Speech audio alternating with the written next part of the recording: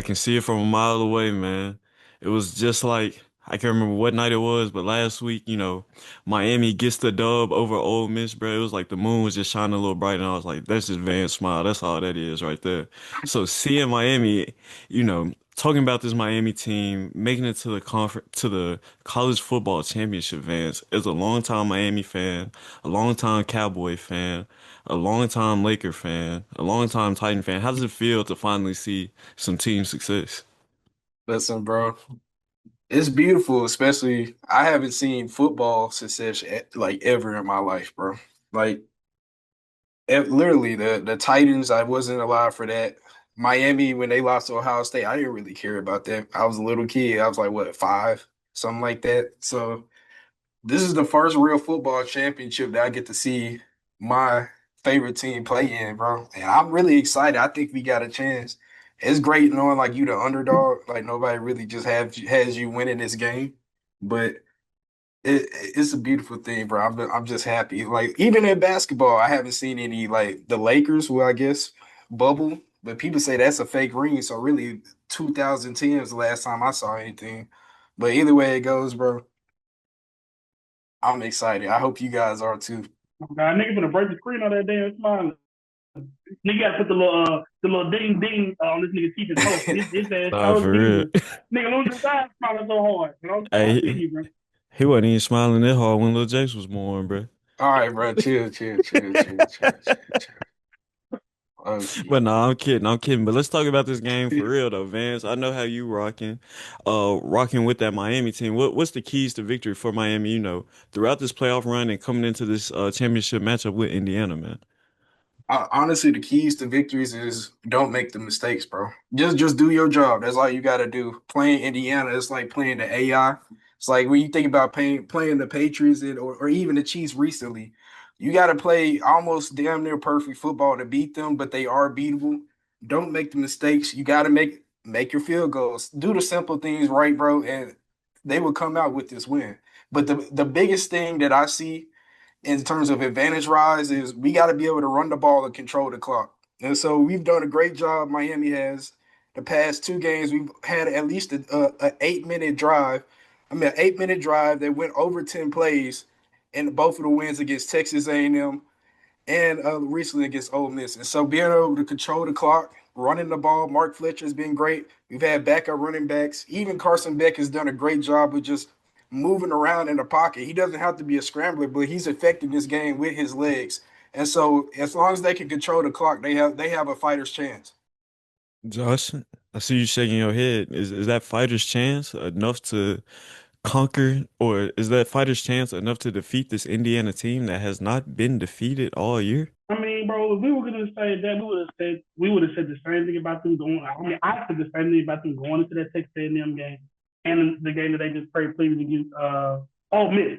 And I said it, in our playoff preview, like this Miami team is gonna come into the playoff with one or two mindsets, kind of limping in. We're happy to be here, talking about the credibility of the ACC. Or they're gonna come in feeling disrespected. And the level of play was gonna kind of matriculate out in the field and we've seen they coming out playing with the hair on fire. Now in the postseason, you do see a little bit of like you're not taking a 13, 14 game samples about who's the best right now. And I think honestly, Miami's playing the best football that they've played all season. They've always had a really good defense. They've always been able to consistently pressure other quarterbacks.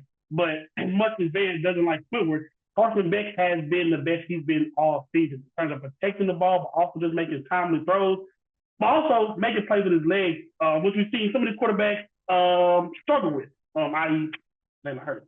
So my biggest thing, Miami is playing, like you said, the best football this season right now. He talked about playing against the AI. They're gonna have to do stuff to Indiana. The Indiana had done to them all year in terms of heating up Mendoza. Heating up Mendoza. I think the biggest thing is just taking that power punch the Indiana's going to get to you. What we saw with Oregon with the pick six and just really that first half onslaught. I mean, Oregon too, but also with Alabama. There's going to be a demoralizing drive. There's going to be that 11 play, 76-yard drive, maybe to put it up seven, maybe put it up 10.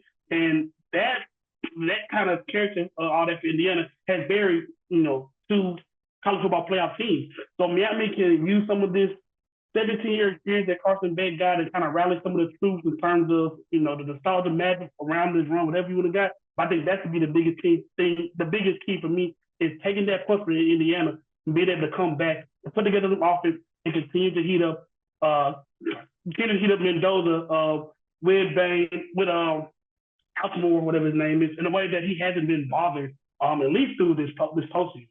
He hasn't been bothered all postseason, and I don't think that's going to change versus Miami if we being 100% honest. Because if we're talking about, kind of like you alluded to, heating Mendoza up, that was Alabama's game plan coming into that game. And even though the numbers aren't gaudy, Fernando Mendoza went 14 for 16, 192 yards, three touchdowns, and 16 rushing yards on some very timely scrambles. What stands out to me about Mendoza is the fact he's like one of these, Grok XAI supercomputers. You show him a look, he's going to dissect it, make the quick read, quick decision, and get that ball out of his hands ASAP before the pressure gets there. And he's going to exploit whatever you're doing on the back end to disguise your coverage. And when you're playing against a guy like that, yes, you have a Ruben Bain. Yes, you have a Mesidor. But when you have this super fast processing speed that Mendoza has, a lot of that doesn't matter because I don't think those guys are really going to have the chance to get home. You talk about this Indiana O-line in their first playoff game versus Alabama, the O-line won the player of the game. And for Indiana to be successful, I think that's going to be consistent in this Miami game as well as for Fernando Mendoza maintaining the level of play he has all postseason. Now, Carson Beck, on the other hand, I don't know. No, and that's a fact. I mean, like Van, and then you said like playing against AI, like I mean, Miami has been able to do this entire playoffs. You're gonna have to play over your head. You're gonna have to have the swings go your way. You're gonna have to be able to dominate an aspect of the game that it doesn't look like you're gonna be able to dominate going in. And for me personally, because I think Indiana, I haven't looked at the bushes, but Indiana's undoubtedly favored. I think the best chance they have in terms of swinging the game play going in is with that pass rush. Like you said, of course, Indiana, they've been able to run the ball and keep Mendoza up. But this, like I said, looking, especially with the Joe Moore Award winners and like watching how they dominate Alabama, they are stronger in the interior. They're not necessarily super athletic out of tackle. So, like I said, and you get the intimidation factor coming off the bus when you have highlight you got guys like Mesidor and Bain, and especially the interior guys that have been caused havoc all year. So, like I said, in terms of which I said it, with standing up punch Indiana that run that drive they're going to make. But if Miami can come out on the first drive, second drive, whatever, punch them in the mouth, get them in second and long, third and long situations to where running the ball isn't won't be as effective in terms of staying ahead of the chain. It works both ways. Yeah, and we've done a lot of talking about Mendoza, and TJ is a SEC historian or resident Paul Feinbaum. Seeing a guy in Carson Beck who's in year six, finally reaching the heights that, we kind of felt were destined for him while he was at Georgia. How do you feel about Carson Beck coming into this matchup and some of the things he's shown throughout the playoffs on this run? I think he's shown the ability to adapt. A lot of times when we get to fussing in the group chat, the first thing I'll say is, "Oh, he won a passing title and he was thrown all over the yard with these different guys." I think that game plan has changed, especially more so in the playoffs. They've had to run the ball, and he's had to make more plays with his legs and kind of be a little bit more point guardish. I know in the past we've kind of looked at that as a negative, but in the playoff, you've got to do what's called and what's asked of you, especially if you want to get to the end goal. I know I was making a joke about he only had 250 passing yards between two games, but I think he doubled that in the next game. And then most importantly, they're getting to heights that Vance said that they haven't been to yet. I think what's going to be big for him was the dagger that he hit last week. I think that's going to give him all the confidence that he needs, and I think it'll open up the offense to a dimension where when you get into these goal line situations and you get into these, okay, this is Mark Fletcher down. Well, now you got to worry about Carson Beck. We always knew that he had that in him, but I think for confidence and scheme wise, I think that'll help him just make the throws that we know he can make. Try not to be Superman. I think Miami having this game at home, I think it'll be huge, and I think they just need to continue to act like they belong. I think it would have been easy for them in the first two games. Oh, big bad SEC, and we weren't supposed to be here, and whatever shall we do? I think they kind of threw that out the window when they hit Ohio State in the mouth and hit A&M in the mouth. I think if they act like they belong, all respect, but they can just take Indiana down to size. It's not a historically great program. It's actually a historically bad program, but that's not to discredit what they do. All respect to them, they look like a machine. I think this is a very winnable game, and they've just got to keep doing what they're doing. And having this game at home means everything. The last time a team had a national championship at home, we know what happened. So y'all got to handle business. Right. Got to handle business. That's tough. Nah, that's tough. But kind of talking about what you said though, TJ, some of the struggles we've seen from Carson Beck are real, or maybe we shouldn't even call them struggles. Before that Ole Miss game, he hadn't completed a pass with 15 plus air yards Right. over those first two games. But we see that Ole Miss game, he goes for 268, two touchdowns. That Miami offense explodes, puts up 30 plus points, a performance we hadn't seen them do all playoffs. I want to say they scored 13 versus both Texas A&M and Ohio State. So, Vance, I gotta ask you, was that offensive explosion just Ole Miss, or was it, or did that performance give you confidence against this very vaunted and top ranked Indiana defense? Man, I'm gonna go back to just a few minutes ago how you mentioned Mendoza gets the ball out super fast.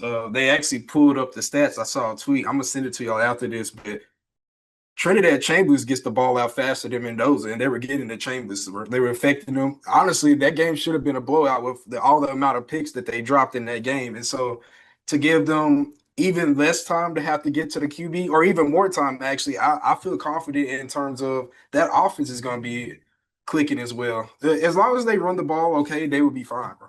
I just think that it's gonna like you talked about Nick, in terms of like strategy and not being able to be overly complicated in disguising your coverages and fake throw or look with a guy like Mendoza. Miami for the most part, and like you got to see that that's how they kind of go about their business. It's kind of base rush, too high safety, man to man look because our defensive personnel is better than offensive personnel. But even you saying, I think that it just made me think that Mendoza, it'll be a cleaner pre-snap look, but it's not going to be necessarily as big as an outlet or as big as a hole in Miami's defense because it's going to come down to like, hey, Charlie Baker, guy that basically wasn't doing anything before, big shit play, go create separation consistently, or Hemby, like you said, go create some separation in the Texas route. So it's really going to come down to the Jimmys and the Joes, and like I said, with the Miami defensive personnel that they have, and what Vance just mentioned, it's not going to be with everything we see right now, it's going to be a challenge. They're not, like I said, even as machine like as they look, they're going to have to find a way to consistently. They're going to have to be able to out-athlete Miami. And Miami, I think, on the defensive side of the ball, probably has the best athletes in the country. Now, let me ask y'all this. So I'm not gonna lie to y'all. I didn't even watch Indiana, Oregon. I box score watch. But the way I was getting texts and super thing acting like Indiana is Thanos, what made them just absolutely destroy Oregon, and then before that, Alabama, two teams who The are usually at least The going to quarterback, compete I in would these say. games. They Was the quarterback? Yeah, they tore up both quarterbacks. They Dante Moore was like, it's bad when you're getting hit mid drop. Like we understand that turnovers can come, holding the ball in coverage sacks. Dante Moore was mid throwing motion. Like one of the plays he got hit like mid catching the snap. It was so bad. Like he was literally like this and he was getting hit. I think that those were two guys that can be jittery at times, and they found a way to take advantage of that to the fullest extent, like we wouldn't expect. Like it was bad. Like neither one of them had any time and that just compounded. Like if the quarterbacks rattled, everybody's rattled. I want to add on to that. Yes, Indiana's defense, but also we talk about Miami's running game.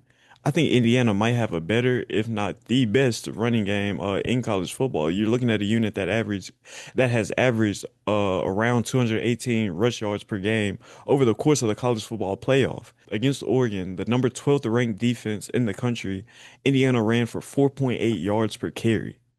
I think that was the biggest difference, their ability to settle into these games and, like TJ said, rely on that defense with that running game, play complementary football, and let Mendoza make the smart, heady plays when they're available. And that keeps them in these games. And simply put, they just play very good private school football. They're not going to beat themselves. They're very disciplined. And you just know what you're going to get from them each and every time they step out on the field. And I think that's nothing but a compliment to Kurt Signetti. That's a good point. Now add on to that, like Indiana's gonna make you take a stop play. They're gonna make you stretch your offensive playbook. Well, hey, how demoralized it's gonna be for them to walk you down in the run game. But just like how fundamental they're gonna be, you're gonna have to nickel and dime your way down the field on their defense. And it's let's face OC don't like it. They want to create chunk plays. They want to be, especially again with the way that Indiana kind of just punches you in the mouth on offense. They want to kind of get back right. And we've seen Alabama and Oregon, become successful with that. I mean, literally first play, P6, on just a quick, easy, like, gimme route, Oregon. And Alabama, like I said, just the inability to generate anything on the ground as well, caused them to kind of force time fusion. I say, hey, buddy, we're going to get back in the game. You're going to have to drop back 20 times to make something happen.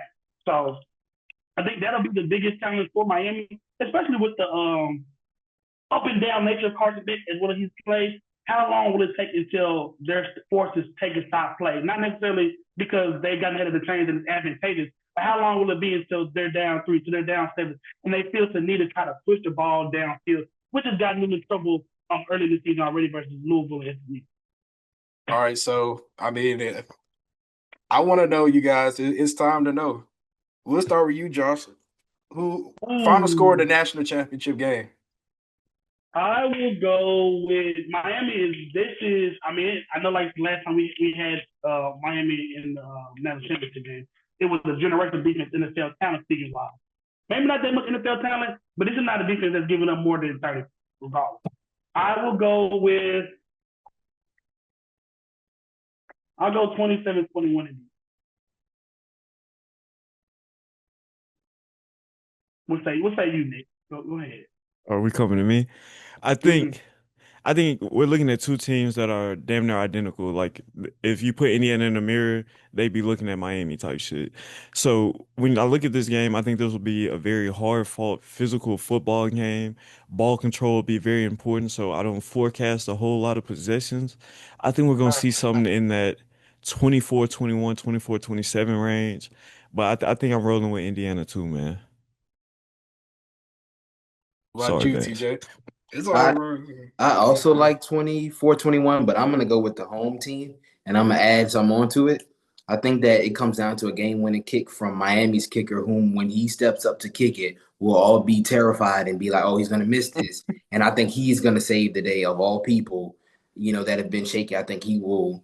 The home team's got you got to handle business in this situation. This is like a solar eclipse. You will rarely get the chance to play international championship, period, let alone Yeah. in your own home stadium. So you got to handle it. That's there's no other way. So I'm gonna go with Miami. I ain't gonna lie, Nah, they're gonna man. have to put Michael Irvin in a cage for this game, bro. Like He's Mike the already Tiger, bro. that brother Hey, came in that would be tough. self-contained. They They came roll him in his down mind. sideline. He Yeah. just barking all game. But no, it's gonna be superstars everywhere, literally, past and present at this game. Sideline, everybody's gonna be there. It's not gonna feel like you had a Knicks game on a Sunday. But with this happening, it's too much of a perfect storm. Like you mentioned, Nick, identity, bro. Like from the beginning, we've noticed that Miami and Indiana were the best team in the trenches. It's literally the two best teams, and to see them, the skill players don't really make that much of a difference. It's literally an even matchup in my eyes watching this game, and it's just going to come down to who blinks first. And honestly, I can see Indiana Mendoza throwing the late pick. We saw it against Iowa, a game that they should have lost. It was a couple other plays were made, but they can blink. They aren't invincible. They're a very, very, very, very, really good team. I saw one of my LSU friends. He said that this team might be better than 2019 LSU. All 2020, yeah, right, let's 2019 relax. LSU. Let's relax. That's what I heard. That's what I'm thinking in my mind. That Yeah, doesn't make they all sense. currently the same age too. Yeah. Yeah, Hey, which is crazy. No, it is hating, but they can be beat. I'm gonna say it's gonna be low scoring, not a lot of scoring in this game. Similar to Ohio State, Indiana, which was 13-10. I'm gonna say it's gonna be 16-10 Miami. Miami Okay. gets field goals. Carter Davis goes 3 for 3 on the day. Yeah. And then they get enough stops, slow down Indiana. It's not going to be a lot of possessions in this game, I don't believe. I could be completely wrong. It is high scoring, but in my eyes, it's going to be a low scoring game that Miami pulls out just because they're at home, they're playing in front of family, friends, everybody in Miami. And so I'm Malachi Tony touchdown. It's going to be a screen pass, 3 field goals from We Carter knew that. Davis. Miami gets out and wins the Natty. We knew mm, that. We knew it was gonna be a screen pass for sure. With But no I'm not. blocking too. He gonna have to break 7 tackles on his own. for sure. But I'm not gonna lie, bro. It's gonna be a great. It's gonna be a great Monday, Yeah. man. MLK Day, college football championship. Sound like a great day to me, man. Sound like I'm gonna be off work on the couch. Much Saturday on a Monday, man. Oh, that's a blessing. I'll be watching computer girls basketball, I think. So more power to you, bro. Well, here's You a ain't found random the Caitlin question. Clark yet, bro? No time to CC. I ain't seen Hey, no girl big no. out yet. No, what's up, bro? What you got going on? What's up? No, so no CC. Like I said, no audit yet. Yeah, I'm just down. I'm in the trenches right now with the high school. We'll see. I did cover one girl that's going to Stanford. So that was lit. But yeah, y'all crazy. What was you was gonna say, man? All right, man. So I know you got to go soon, Josh. I'm gonna start with you. Well, no, we're gonna end it with you, and then you can do whatever afterwards. TJ, Yeah. Jordan Seaton, they say he's commanded $2.5 million. Where is he going? You see how important O line play is, trench play is. I think the I price is think gonna I think go up. Oregon will poach him. I think Oregon will steal him. I think Okay. like the trend that I'm seeing is a lot of these cats are staying closer. Like a lot of the Pac-12 kids, well, sorry, whatever the abomination conference, Big Ten, big wherever they are now, the former Pac-12, they just slide over a few states. So I think they got the money, and clearly they need the O-line help. So he might, he likes his swag, he likes his drip. So they might not even have to try to a little money, a little drip. He never went wrong with that. So I think he'll stay close. How about you, Josh? I like Mike Locksley is still the coach at Maryland. If he wasn't supposed to get fired, we were talking about like kids staying close to home if the money's gonna be equal. I would tend to go Maryland. He's a DMV kid. Obviously, going to Colorado high school winning is not the biggest priority for him. But I guess that could change as well with some of the losing he's been doing. Oregon's not a bad bet. I'm trying to think you kind of go down the line in terms of schools on the east quarter or maybe in the south they got the money for him. I mean that's the thing, and I thought he's commanding $2.5 million. That's a lot for just a tax. The way like you can't be singularly in tax with it. That's the same number that David got to get. I'll be lazy. He's a flashy geek, flashy coach of college football. You know, kids, I go LSU. Hmm. I don't know about like the price tag. He's not getting 2.5 million. Like I said, as somebody that was formerly a fake college football journalist, he's not getting it. Like you said, he's not getting it. Like you said, he's not an edge rusher or quarterback. So if he thinks he's gonna get that, he might as well. What's Tom saying? He ain't gonna be hard to find to get his ass and stay in that damn portal. So You'd be surprised. See that. You'd be surprised. You can get a whole lot of that. Yeah, You you can get a could. whole. You could. But if Like, all it takes is one person to mess the market up, and you overpaying for somebody who probably will try to leave again. okay, let me correct my statement because you're absolutely right. He does not need it. Yeah, and That he would might be a not bad deserve it. investment on anybody's part. Because I mean, you only got 40 million to spend, technically. Yeah, you're right. But No, he is not worth that. No. And anybody that pays him close to that amount, at least over 1 year, will be getting fools. So yeah, no. Yeah. But no, outside of that, the portal is crazy nowadays. I mean it's great for the news cycle, it's harmful for stability. I do believe that there needs to be a change in the calendar. Not in the sense of where it's like letting coaches off this accountability because hey, you take one of these jobs in season, your ass gonna be managed doing it like the seven kids you leaving and all that.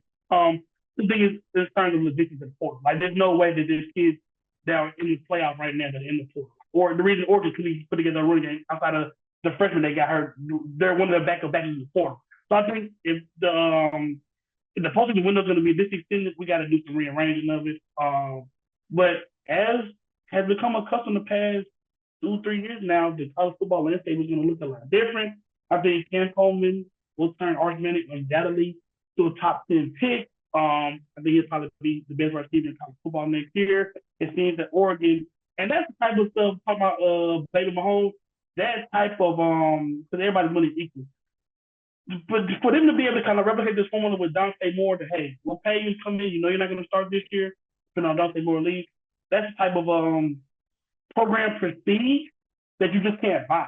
You're not going to do that in any other program. Oh, this is an NFL caliber guy. I'm going to sit here just because I know of the development that's going on there and the money. So I think that's a hell of a precedent to set.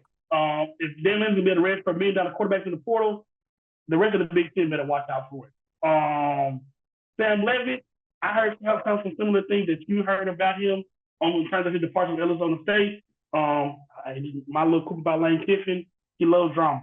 And Sam Levin's arrival to BR is nothing short of dramatic. So that's gonna be boom. It's kind of on the field is undeniable, but I mean, even before his injury, definitely was a little bit of drop off. As the book was, you got to think about that was his first year starting Arizona State, his freshman year when they went to the playoff, and SEC bias, guys. You know, this will be his first go around facing SEC defense, so that'll be interesting to see. But like I said, definitely a lot of portal stuff going on. There's still a lot of dominoes to fall per se. But yeah, it's an interesting spot. It's an interesting spot for sure. And like I said, we'll see what this. You know, we have to wait until February this point to see like what these dominoes fall to see. You know, who's gonna have the best roster in the country. You know, and again, it looks like you know, who's gonna have the biggest wallet in the country. And it looks like Texas Tech. Spending all that money to get bounced in the first round. I think it's gonna be different next year, bro. I will give them the benefit of the doubt. It probably won't, you know, but hey, I'm gonna give it the benefit of the doubt. Don't start the trend of getting your ass beat, bro. That goose egg 0 points. Yep. I mean, Miami has the ACC respected again, bro. Big 12 got to do something about that.